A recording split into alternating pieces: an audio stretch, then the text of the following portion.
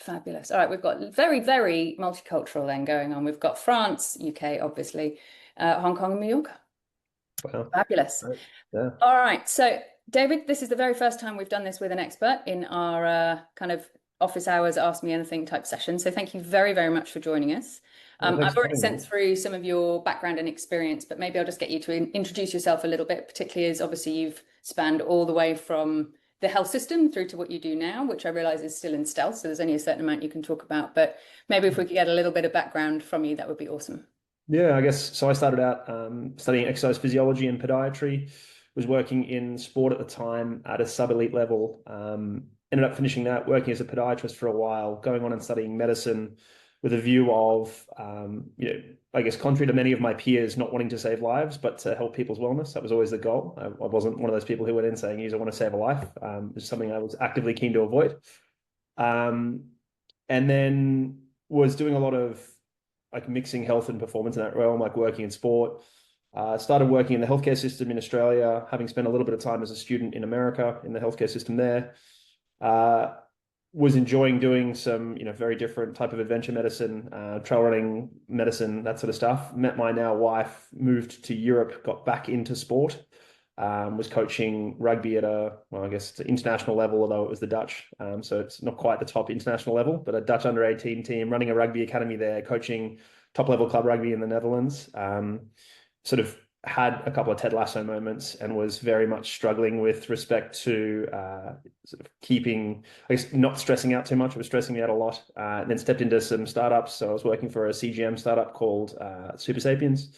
And then once you start in startups, like you fall into it, and everyone's interested in thoughts and opinions and getting you involved. So now I work consulting to a few startups as an advisor. I'm building another one in the consumer packaged goods space, and sort of working with a couple of athletes here and there, and then working with individuals who are interested in health and longevity. So I write a newsletter in the sort of the way I see what I do, or my expertise, or what I can add is the space between health and performance and how to balance the two and marry the two, because I think they're sometimes aligned and sometimes not aligned. And I think people often think they are always aligned, which I think is not the case. And if you are not clear on where you lie on the spectrum of what your goals are, it can be hard to make decisions. And I think that's a really important point that I try and get people to, is being really clear on the sacrifices they're willing to make. Because, there's a statement I really love, which is like, there are no solutions, just trade-offs.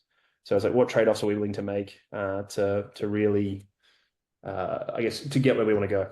And can we make them actively? And are we making them actively, or are we making them passively? Which I think passive decision making, or non-active decision making, I think is a trap for many people, and many people fall in it. And that's something, so first of all, I hope you don't mind, but I did send your newsletter, not the one just gone, but the one before, around wearables Oh, and Whoop and FDA love regulation. I it. sent that round to the entire community because I thought that was really interesting. Um, I one of the haven't. things, we're obviously a very fresh community, but one of the things we're tracking is wearables, biomarkers, and then current exercise prescriptions. And it Yep. generated a lot of questions, a couple from this group actually as well, Awesome. around one of the things you and I discussed was really around the knowledge action gap. So it's one thing, Yep. like I'm obviously wearing two right now, they Yep. quite often contradict each other. So, for Yep. example, my Whoop, my Aura will be like, no, no, no, you shouldn't do any exercise today, whereas my Apple Watch is still like, come on, let's go, let's go. So it's interesting sometimes how you can get, and you really need to understand yourself. And I think, to be exactly to your point, you need to understand your objectives as well to really work out what the right balance is sometimes. Yeah. I also think we think of. I think that we're lacking a little bit of context and texture in terms of the data. Sometimes we also lack. It's worthwhile considering how they measure and why they say what they say, right? So, like taking a first principles approach to, say, a recovery score. So, it's saying your recovery score is bad. Why is it saying your recovery score is bad? Well, my heart rate was elevated late last night. Well, I ate something late last night that kept my heart rate elevated. Am I really not recovered, or is there a sort of data blip there? Or you say, okay, classically, and this isn't the case anymore, but Whoop used to use your recovery was based on the last 5 minutes of your last stage of deep sleep. They would look at your resting heart rate and HRV at that point. And that's a really funny way to do things, because you're sampling a couple of biomarkers, which are sampled at a time that is derived from those same biomarkers. So they derive sleep from those biomarkers. And they say, and when it was last deep, we'll then take those biomarkers and go from there. So it's a bit of a cyclical logic thing. So just understanding even what the scores are, the composite scores are, why they are the way they are, and then therefore why the advice is generated. And then if it is true and says like don't exercise, I don't think it ever really means that. I think it means listen, take it easy. And in someone who's very physically active, that might be, do zone two training, nothing more, right? Whereas in somebody who's not active at all, it may be, okay, yeah, maybe today's a rest day.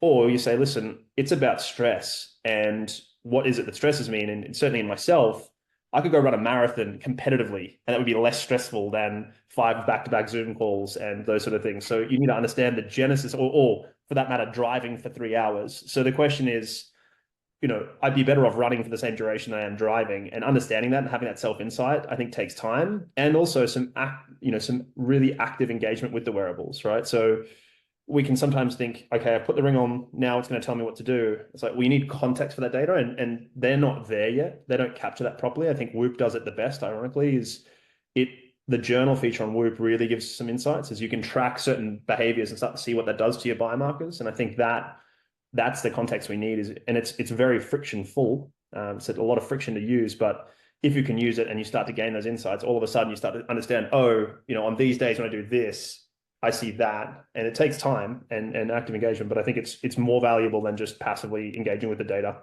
No, that's super interesting. And I know you can't answer it, but you're inevitably going to get the question of which would you recommend. But I think I spotted a Garmin when you flashed your. No, that's actually a Chorus watch, and then I've got a Whoop. I've got an Aura ring on. I think they're for different people. I think they both have merits. Certainly, Aura from a product standpoint, hardware is a little bit better. I think Whoop software is a little bit better in some ways, but it depends on what you want. I stopped using Whoop when I stopped using it a while back because it would tell me to rest on days where I, had a hard training, where I had training to do, and it would tell me to exercise more on rest days. And it was sort of counterintuitive to a lot of what I was doing as an athlete because I was programming for myself. Having said that, I bought one for my wife because it helps her. The strain metric really helps her to understand and be more active, right? So it's that sort of those behavioral nudges help her.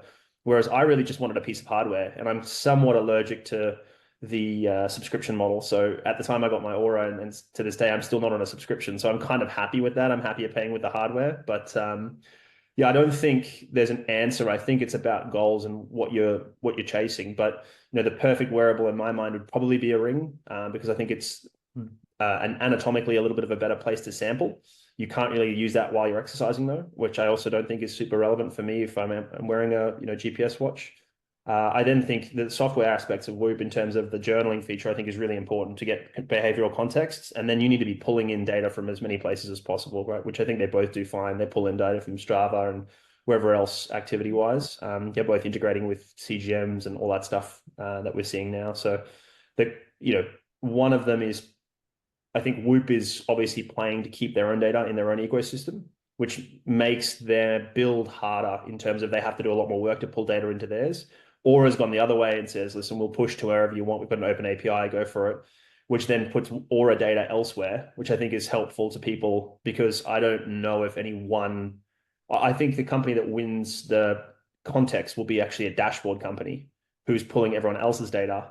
And I think any one company is going to struggle because of the tech debt that you accrue and the financial sort of burden that places on you. So certainly strategically, I prefer what Aura is doing in that respect from a health perspective, but I really don't think that there's a right answer. If someone said to me, listen, I think Whoop's better, I'd say, in context, I think it makes sense.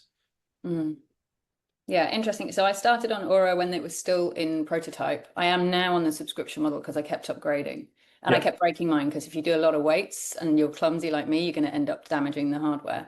The one thing I would say, and having gone through a really stressful period of my life, I was surprised how much it was bugging me because now it will tell you your stress score in the day. And it says you should try taking deep breaths and do this. And I'm like, I'm doing all of that, but sometimes your context just makes that impossible to. And so before I'd always been a bit like, meh, you just shouldn't let it bother you when people were like, yeah, but sometimes my wearable and what it's telling me stresses me out and it actually causes me more stress. That's the first time I've personally experienced it. So it's pretty humbling. Yeah. I mean, interestingly, that feature is not particularly grounded in science, right? Because it basically uses daytime HRV.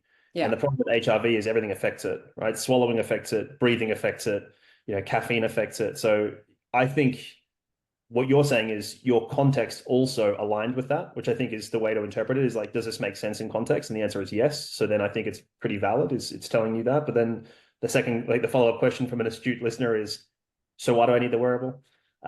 Which I think is also very reasonable in that context. I also think time off wearables is really important. So time without tracking things. And if that stresses people out, then that says something about the dependence on the wearable. Right, and that in itself needs rectifying. From if we try and look at things holistically, I don't think a complete reliance on data is the right way to go. And I use it. I ran a marathon down in the very south coast of Australia, down the Great Ocean Road, and my GPS watch stopped picking up GPS at some point. So if you're completely reliant on the data, now all of a sudden you can't do what you need to do properly, right? So I think even the world's best athletes, some of these Norwegian guys who I spend some time talking with and know pretty well, who are, will attach 6, 8 wearables for a training session. Their whole thing is, we need to wear this stuff so that we have context for our feelings, so that on race day, we don't need it. And I think that's really, like, it's a really good lesson for us to take, is like, this provides some context for what we're feeling, but we should always be triangulating with what we're feeling. And the ultimate goal is to be able to feel what the data is telling us, not the other way around. Okay, so it's data that feeds into our own perception and our own ability to regulate ourselves, but it shouldn't be the be all and end all. Yeah, and look, there's research on the nocebo effect from wearables, right? There's really interesting sleep, like sham sleep data, that studies that have been done where they tell people they've slept badly and their performance decreases and vice versa, right? So I think we've always got to be open to, I think we need to take stock and gain our own impressions first before we look at wearable data, right? So spend 30 seconds going, how did I sleep? How do I think my quality was? How do I think all those things? And then, okay, now let's take the wearable data as interesting context, but it's not perfect. When it comes to sleep, it certainly is good at 2-phase sleep. Are you asleep or are you awake? Beyond that, it's pretty bad for any wearable. That is not a Aura versus Whoop versus Apple Watch. That is just, no one can do that well. And it's quite hard. There's not even 100% agreement in polysomnography, which is, sleep scientists looking at your brain waves.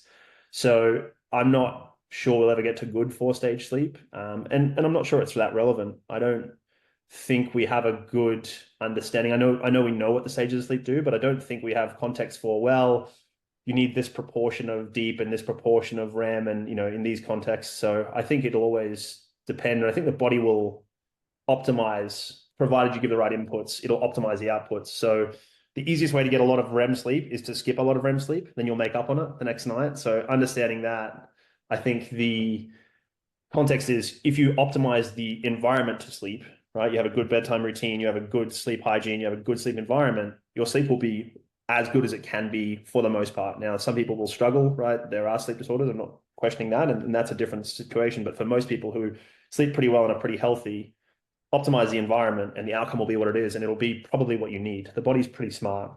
Particularly with sleep, we sleep for a third of our lives. Many animals do similar. I think it's naive of us to think we can hack that. It's very inefficient. So it's evolved for a reason. I think we should leave it be and sort of let it optimize itself. So I have a couple of questions to dig into on sleep, if you don't mind. But before I do, I know that people do have lots of questions about wearables. So I just wanted to ask if anyone has anything that we haven't covered that they wanted to ask. No, silence. Okay, fabulous. Always. So on the sleep thing, I've been doing one-to-one calls with our founding members, and there have been two things that have come up a lot about sleep. One, and I think this is directly linked to wearables, just in terms of the awareness. We all know that drinking is not good for our sleep, but you cannot deny it when you start to see that data, because it's just such a chalk and cheese type thing. So that, I think, is obviously beneficial, providing you then do follow through on the knowledge action gap. Knowledge action gap, which you and I discussed before. The second thing is hormonal. So we have a 50-50 split in our founding members of male and female. Most of the females are 40 upwards. And one thing that people have really noticed is waking up a lot more in the night now and not being able to sleep. Now, a lot of our founding members are also in Hong Kong. So I don't know how much of that is lifestyle and stress and light and ambient environment versus hormonal, but I'd be really interested if you've got any views on what might be triggering that. And it's not necessarily male, female. Some of it is male as well, which is why I was wondering whether maybe it's more environmental. Yeah, I mean, firstly, kudos on having an even distribution. I mean, in these sort of fields, it can be heavily male dominated in terms of interest and uptake and users. So that's awesome. Start with the easy one, the drinking, and I have a great story. Is the Whoop journal is the reason I stopped drinking closer to bedtime. I, as a medical doctor, knew that drinking was bad, knew that drinking was bad for my sleep, and I would still do it until I started using the Whoop journal. And it was like, listen, on days where you drink more than two drinks and they're, you have them closer than less than 2 hours before bed, it wrecks your sleep and wrecks your HRV and wrecks your recovery, your resting heart rate. And that was very clear. There were these kind of rules and lines. And, as a type A personality, that was really easy then. It was like, all right, no more than two drinks and no more than 2 hours and definitely more than 2 hours before bed. And it certainly helped. I mean, ironically, now I don't drink at all. So it is what it is. But I think that's an interesting thing talking about knowledge action gaps is I had knowledge, but it was showing me the data, right? And I think the feedback that wearables can provide is really really powerful. And I say the same about CGM for people. Like most people know what foods they probably shouldn't eat, right? In terms of like junk food or whatever. But when you see the glucose spike as a result of that, it changes people's minds very quickly in a way that it's kind of this knowledge versus understanding thought. Like we know, but do we really understand? It's kind of like saying, yeah, riding a bike's easy, pedal and steer and balance. Like, yeah, but that's not riding a bike, right? We know how to do it, but we don't understand how to do it until we've done it, right? And so it's the same sort of thing there. I often use the analogy.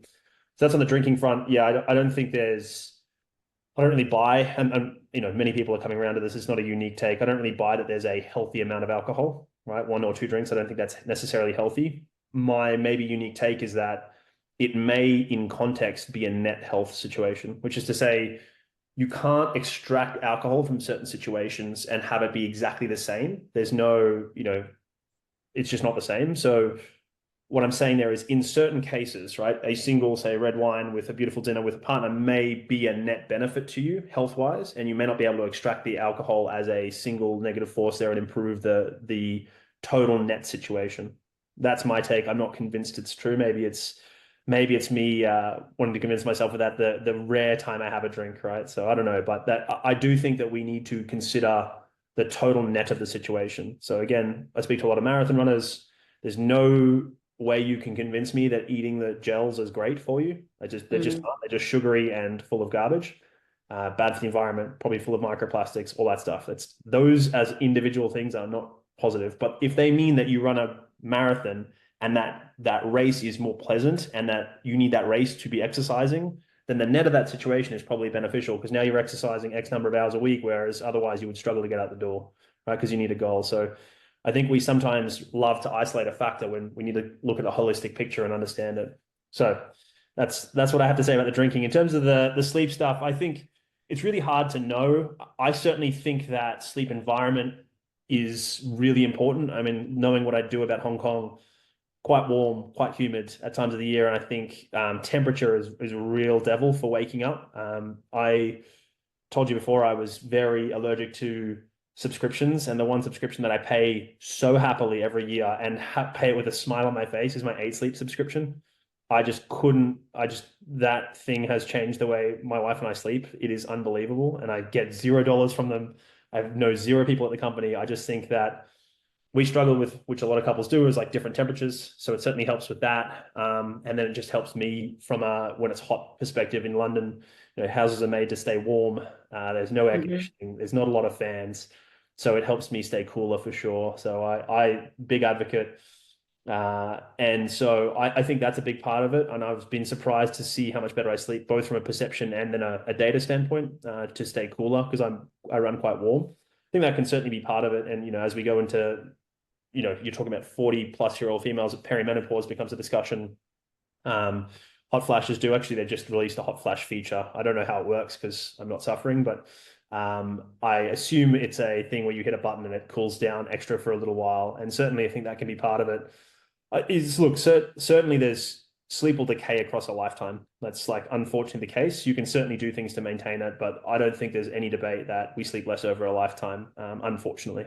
And the quality reduces and all of those things. I think part of that's probably driven by a need. If you think about novelty in our lives, we probably have less of it as we age, and sleep's a really important thing for brains. And I think that when you think about little children and teenagers who sleep a lot, they're generally experiencing a lot of novelty. And I wonder if we start to have reduced novelty in our lives, a lot more routine. And I wonder if that's part of it. But there's also, we don't exactly wake up feeling great after 6 hours. So, it's certainly the counterpoint to that. So that's one thing. I mean, hormones are part of it, and you ensuring we're sort of doing that. I think again, you need to do everything you can. Before we go into a hormonal pathway, I would be very much doing everything I could to optimize it. So it's exercising enough, avoiding alcohol, trying to not eat too late at night, not drinking too much late at night to, make you wake up. Cold, dark, silent environments. And then, you can manufacture those to a degree with respect to things like, eye masks and blackout curtains, earplugs, all of those things. I think internal pollution is a thing as well. So air quality, certainly Ultrahuman have released a product which looks at air quality indoors. And I think that's part of it. Now, in Hong Kong, do you open a window or close it? It's a hard question for air quality, right? Because you want fresh air, but I'm not as Yeah. convinced that you're going to get a lot of fresh air compared to say where I am now in the Alps. So those are all things to consider. But yeah, I would be looking at optimizing environments and those sort of things as well. And then that comes down to exactly what you're talking about, which is late night stress, late night stimulation, et cetera, having a wind down routine. And then you get into, you can try supplementation. Things like glycine, magnesium are very low risk, like relatively low cost and low side effect profile. So I think they're pretty low hanging fruit for any analysis on whether we should be doing it or not. I think it's pretty, yeah, it's a hard one to argue against. Mm. Yeah, I think so. Hong Kong, I think almost all apartments, certainly anyone within this community, the apartments will be air conditioned, and opening the window is not the best for A, for humidity, but B, for the pollution. That's just undeniably the pollution scores are not ideal there. But then you do have the whole disparate temperature of it's hot under your sheets, but it's very cold then outside and stuff. So it can be quite hard to get the balance. Yeah. Okay, amazing. And then supplements, any other supplements that you would say are kind of a no-brainer? Not necessarily related to sleep, but just generally? Creatine's like everybody's favorite at the moment, right? I'd like to believe I was early on it, but I'm not sure I was. Yeah, I think creatine. I think for a lot of people, they're going to struggle to hit protein requirements. So I think a protein supplement makes some sense in those contexts. And then I think those are probably the no-brainers. And then it comes down to goals, right? So you might say longevity goals. You could say, okay, well, you need to add some NAC to the glycine, because GlyNAC's got some pretty good research on it. I think that makes some sense. Depending on diet, omega-3s probably make sense. And to be honest, they probably would make sense for everybody. And then it'll be really targeted. I think you can end up rattling when you walk around if you take enough supplements. And I think there's a longevity field is very good at that. And I think we need to remember that any one of these things is often researched in isolation. And once we start stacking them, we don't know the effects. And that's not to say that they'll be negative, but maybe they're not going to be as positive, right? So the same with drugs in medicine, right? What we know, once we get to beyond 3 drugs, there's going to be an interaction, and it's probably going to be negative, but we don't know which one not to take, or we don't know how to evaluate that necessarily. So I think we should always bear that in mind. The closer you are to a food, right? So glycine, omega-3s, creatine, these things are basically portions of our food. So I think the bar is a lot lower. And I also think their interactions are going to be less marked. But once we start taking things that are more significant, I think we start to, there's potential for interactions and all those sort of things. So the closer we are to a food, the sort of difference, like the scale looks different, I guess, from a risk and a cost and a potential interactions perspective. That's kind of how I think about it. But yeah, I just think that we're going to end up in a position, hopefully soon, the mixture of AI and wearables, that we're going to end up being able to understand this for the individual, right? That stuff, market, and then we're going to see. And then hopefully, I don't know where we're at with Moore's law in terms of this, but at some point down the track beyond that, people like you benefit from supplements like this is going to be where we get to, right? Which is, I'm struggling with sleep. Okay, in people that look like you physiologically, you should probably try these behaviors or this supplement, etc. And I think that would be a great place to get to. Again, I don't have any estimates on when that will be, but it's certainly beyond a foreseeable timeline for me, because I think we're not even at the stage where we're getting good data in. And if you don't have good data in, you can't get any predictions. Yeah, I mean, and that's obviously part of our objective, is to start pulling in everyone's personalized data so we can start to build that for the individual. But longer term, you want to build the LLM that can do that, right? So, but that's the nirvana. And it's really interesting. We had this conversation last week in the office hours. So Grace was the one that asked me, it's like, if we take all of the supplements that we think we're supposed to take, like you're super, super full, but then as females, we're also supposed to eat breakfast now. And it gets really, really like, how do we know what's countering what, and how do we know what it's actually doing, and if it's doing any good at all? So I think if we Yeah, can get to that stage, it will be super helpful. yeah, and like we don't really think about seasonality of supplements that aren't vitamin D, and I Mm. think that's potentially part of it. From we certainly change metabolically across seasons. If you have seasons right now, you might be moving around the world where you have an eternal summer. That's also different.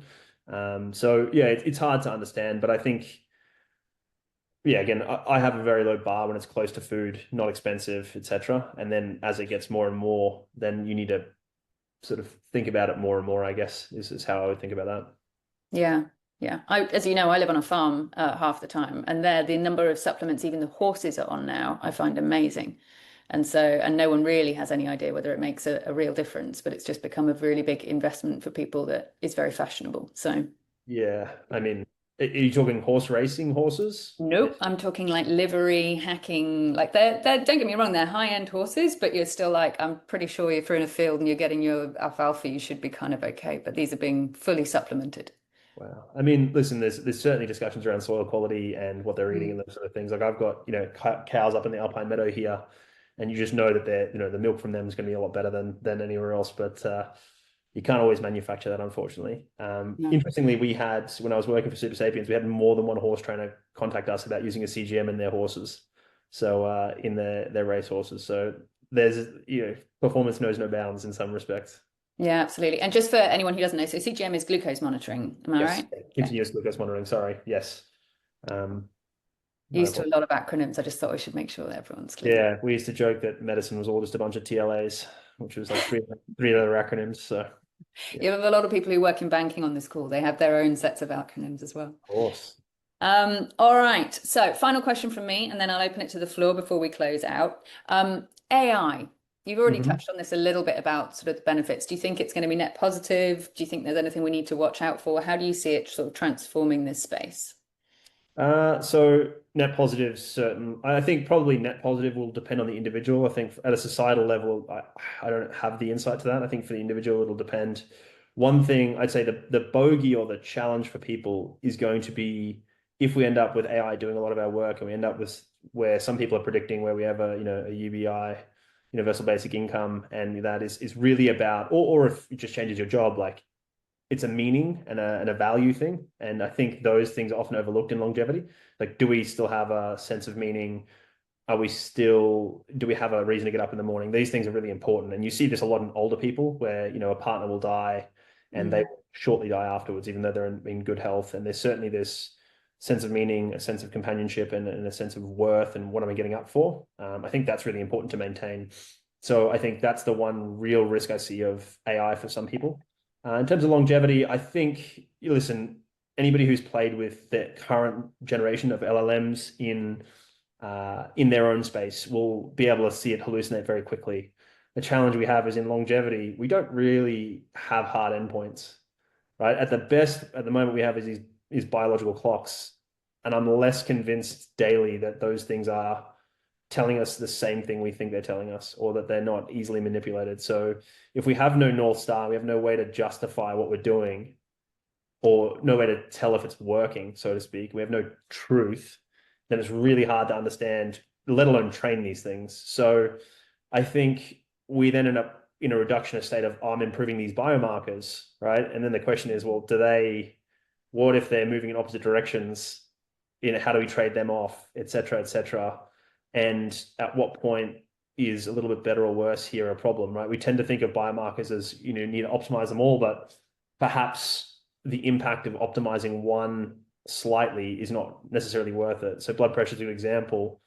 There's no point having a blood pressure of 115. Like it's not markedly better than 120. And then similarly, treating a blood pressure of 125 doesn't have the same return on investment as treating a blood pressure of 145 because you end up with different costs and it's non-linear in those aspects. So what I'm getting at here is I think we all believe that there's this AI escape velocity coming, and I think it is. I just think it's gonna be, unless you see a step change in how it's done, I don't know if it's gonna make an impact to longevity in the short term. I think maybe in the medium to long term, probably beneficial, mostly from at this stage where I see it making a benefit is going to just be basically as a really good data scientist intern. It's just like tell me what all this data is telling you and what I should do as a result of it. Um, and then obviously aggregating information, right? There are already like Andrew Huberman chatbots and whatever else that you can get, Mm. the best protocol for X on this, and we go from there. But I think until we have enough wearables that we really understand our bodies and we understand the wearable data, which I'm not convinced we do, particularly when we move from a discrete to a continuous variable, I'm not sure that we will have good enough data to feed it that we're going to get good enough answers back. So, yeah. And then I'm really sorry, basic person question. When you say discrete to a continuous variable, how do you mean? So blood pressure is a perfect example. We know that what your blood pressure should be when you're sitting in a doctor's office, right? Roughly. We also know that the doctor's office messes with your blood pressure, so we started sending you home to take some of your own. But we are now moving to a continuous blood pressure monitor, right? Whoop has an estimate. There are a few other brands, Akita. It's now got a different name. I don't know what it's called now, but was the first continuous blood pressure monitor as a wearable on the market. It looked like a Fitbit. So we know 120/80 is normal. What we don't know is what normal is while you're doing X, right? Sitting on the couch or sleeping or driving a car or whatever. So now we have a bunch of data continuously, and it's not necessarily continuous, but much more frequently. We don't know what normal is in those contexts, right? So the same with continuous glucose monitors is we know roughly what normal glucose is. We don't know what normal glucose is during a marathon or during an ultramarathon or when you're doing high intensity interval training. And we're starting to gain that insight because thousands of people who are metabolically healthy are using them. And now we see what that looks like, right? I've seen data from some of the world's best athletes during their events. And, if I send that to people or even send my marathon data to some friends, they go like, oh, does this person have diabetes? And you're like, no, that's actually a metabolically healthy person who's doing X, right? So what we thought was normal is completely different when we start to see this data as a continuous stream. And we're seeing the same with, blood pressure. We'll see the same with a number of other things, right? Even I'm sure people here who track their sleep will tell you the same thing is, oh, I thought I slept 8 hours, but actually it's 7 hours. It's like, yeah, well, you have these wake ups and all these things. And that's your 8 hours is actually less than that. And that's normal, so to speak, to some degree, right? Now, of course, we can talk about extreme cases as outliers, but that's the sort of movement I'm talking about from this. We understand a single blood marker, for instance. We might understand your cortisol if we measure it X, or we might understand this marker when it's measured quarterly, right? Cholesterol, for instance. But if cholesterol might be another good example. If we start measuring cholesterol continuously, all of a sudden we'll see these fluctuations in it and we'll start to worry about, hang on, do I have high or low cholesterol? Is it good or bad? And the continuous nature of it rather than a fasting once every quarter or once every month, if you want to be very frequent. We may not understand the variance in that. Yeah. And I think it comes down to the understanding of those. And then also it comes back to the whole knowledge action gap as well. Yep. So having relatively frequent blood pressure sampling for a period of my life, I could tell you that my work used to actually massively increase it. But to your point before, do you want the purpose of work? Do you want the everything else? Or it seemed to have a negative impact on it. And I think that goes back to then, do we get to a stage, ideally, I realize it's utopia, where we're environments and doing things that give us purpose, but don't necessarily have that negative an impact on our vitals effectively. There's also an argument that the higher blood pressure you had in those periods wasn't bad because it was physiological in a response to stress. Now the question is, okay, is the stress good? The answer is probably no, right? And that's blood pressure is part of why. But there's certainly times where we need that, right? Your blood pressure goes sky high. I guarantee you, if you go do a leg press after this, your blood pressure will be 5 to 8 times normal, right? Or 5 to 8 times baseline. That's healthy and that's important, right? You don't want that if you've got blood pressure issues or whatever else. But there's certainly an aspect of, like many things, there's a like hormesis perspective to this. Is like, you have these periods of high blood pressure, it helps you have lower blood pressure at other times. So yeah, But I guess if it's acute, fine, and that's a healthy response. If it's chronic, possibly not so good. Exactly. It's like high glucose. I don't think having high glucose while you're doing high intensity interval training is a problem. I think it's probably, it's adaptive, not maladaptive. And similar to heart rate, you'll have a high heart rate, a high glucose, and then in periods of rest, it's actually lower as a result, right? So it's almost like a opposite effect. So yeah, but this is the discussion we're having, is like, how do we understand this in context? Because we have no insight into what this data looks like. And so you kind of have to assume you're normal at baseline, right? Unless you are, you have reason to believe you're abnormal at baseline. So if you're normal at baseline, right, or healthy at baseline, then you start to observe things from a point of that, and you start to understand what continuous samples of normal looks like. Because I've seen, marathon, some of the world's best Kenyan marathon runners, I've seen their glucose data. That does not look normal until you realize who it's from. And then you go, hang on a second, that might be normal. A, maybe that's a adaptation they've had, or B, maybe that's a genetic difference they have that they can do that. And then C, maybe we need to think about what normal is, right? We can't just assume it's going to be whatever. Super interesting. Thank you so, so much. Before I close out and everything else, because I am quite conscious of your time and all of that, any other questions from Tim, Ollie, Grace? Yeah, I have the two questions. So, David, you mentioned about wine, and from the health perspective, if every day or every night you drink one or two glasses wine, do you think it's health, or actually from the sleeping standpoint, it's required to be reduced? I don't think sleep is the issue if you're drinking every night. I mean, sleep certainly can. Listen, if you're having a drink and going straight to sleep, there's one aspect. But if you're having a drink at 5 p.m. and going to bed at 10 p.m., it's probably not having a big impact. You've probably metabolized it. But I'd say you should be having at least two, maybe more alcohol-free days a week. I don't think there's necessarily a healthy amount of alcohol. I do think that, as I said, there are certain situations where alcohol is part of it and you can't really remove it. And those situations might be helpful, right? Family dinner, things like this, dinner with a partner. If it's work related, I'm less convinced, particularly because it's probably coming with stress as well. It's probably necessary, but it's probably stress related because you're at a work dinner and maybe it helps to stress a little bit, but I don't think it's necessarily the case. So, I think the healthiest amount of alcohol is none. And then there's some context factors that may change that a little bit. But not necessarily for the alcohol being healthy, but the situation may, as a total net, be a little bit healthy, maybe. Thank you. I have second question is actually wear the two device, but if you only have the opportunity to wear the one wearable device, then which one you choose? And then if the answer is not Apple Watch, then following up question is how you convince the people like me to switch from Apple Watch to someone else? And then what's the feature benefit are better or more important than the Apple can offer today? Yeah. So I would hate to wear an Apple Watch, and I stopped using the Samsung Band at some point very early in the piece because I was getting notifications on my wrist, and that I hate that. I don't want that level of interruption in my day. That's me. I also don't link my watch to my phone now, my GPS watch. I can get text message on it, but I want nothing to do with that. I want as few interruptions as possible. I struggle at baseline with that sort of interruption. So that's what I would say. I think the Apple Watch is great for most people in sort of somewhere between health and fitness. I think the Apple Watch is great. I really do. The one thing I would say is it's not great for sleep because you have to sleep with a watch on.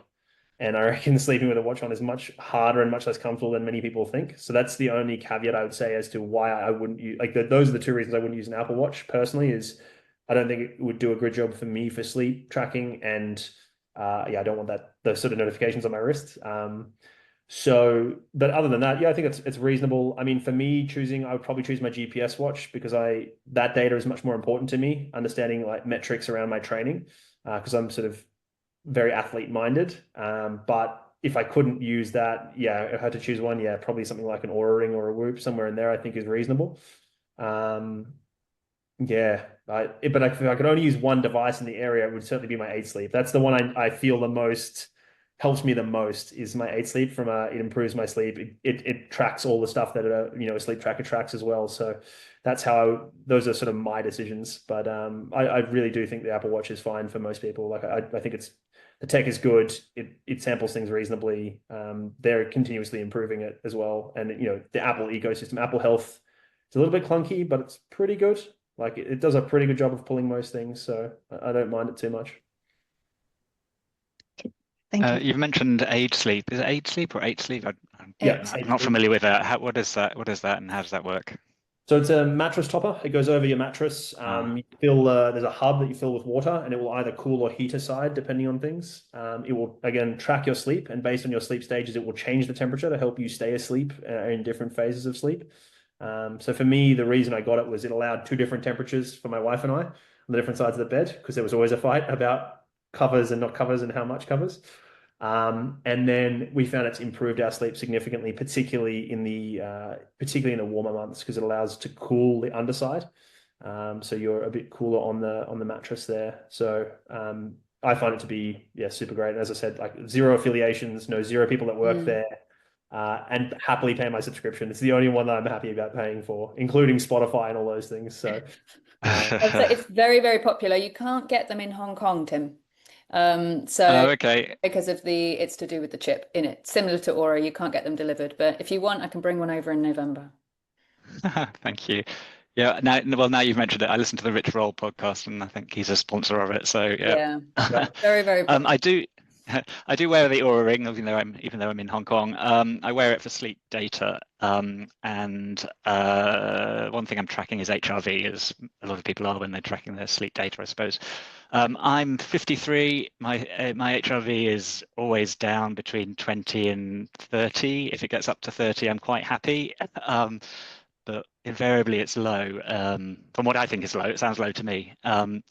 Is that a low score for somebody my age, reasonably fit? So Marco Altini is probably the preeminent expert in the space. His Substack is open and free. I would go read that. That is unbelievable. He's a friend of mine, candidly. What I would say about this is my understanding is that there is a huge genetic component to this, similar to VO2 max, which is to say, if you optimized everything, your best ever may be 40 or maybe 50 when you were 20 years old. So it's hard to know without that context data. What we are looking for is generally higher relative to your baseline is a little bit better. More stable as well is better, right? We want to see stability in a lot of these biomarkers. It's probably a good understanding. Now, it's almost like oxymoronic because it's a measure of variance. I'm saying we want stable variance, which sort of doesn't make sense, but we want it to be relatively stable. We don't want to see a volatile HRV. We don't want to see it in 15s and then 40s and those sort of things. We want relative stability for your physiology in that respect. Is probably the best metric that we can be convinced of. So I would say more stable is better. Yes, higher is better, but within your own range. I don't think it's possible to say, in you it should be 50 or 60 and that. So it certainly does. To your point, as a sanity check, I would say your interpretation of where most people are would be a little bit higher than that, but I'm not convinced that that's a huge issue. Just like I'm not convinced if you were training 10 hours a week, doing high intensity training and low intensity training and doing strength training and all those things, and you had a good body composition and your VO2 max was 40, I wouldn't be as convinced that it's going to be a huge issue. I think some of what we're seeing or how we think about this is we're looking at a biomarker and saying this is the outcome, and that outcome shows that it's better, but the outcome is a function of the inputs required to get there. So a high VO2 max, I think, is more, yes, it's helpful because you have lots of capacity, but I think part of that is because of what's required to get a high VO2 max, right? And similarly, we say high HRV is better than a low HRV because within the individual, that's true, but also at a population level, it's probably true because people who generally have a low HRV generally have a lifestyle that's not healthy. And those who have a high HRV generally have a lifestyle that's healthy. So I'm not convinced we can remove the inputs from the output that we measure.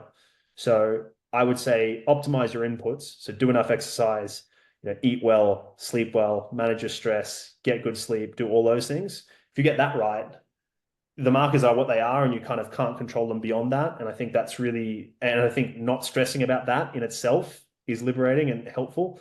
I was going to say this to Grace before about the alcohol. Like if you decide to have alcohol, like just own that and don't stress over that fact. It's something that I certainly found that loosening my grip on diet was a net positive for me. So my diet in a vacuum is probably a little bit less healthy than it was when I was, say, let's call it 25. Having said that, my stress levels around diet are completely different. It's plummeted now. So there's certainly a crossover point here between stress around optimization versus the actual markers of optimization. And I think we need to, I wrote an article a little while ago talking about, I don't know if you've seen, but Steve Aoki has a similar aging rate to Brian Johnson on Brian Johnson's scoreboard. Steve Aoki is a DJ who goes and plays like in Las Vegas and is a party guy. And Brian Johnson's doing everything Brian Johnson's doing. So like, how do you resolve that fact? And I think part of it is just relaxing and not being so stressed out about like optimizing everything might have a benefit in itself. Back to the net of the situation, right? That sort of concept I use is, maybe being 10% better on diet isn't worth the 50% more stress around diet.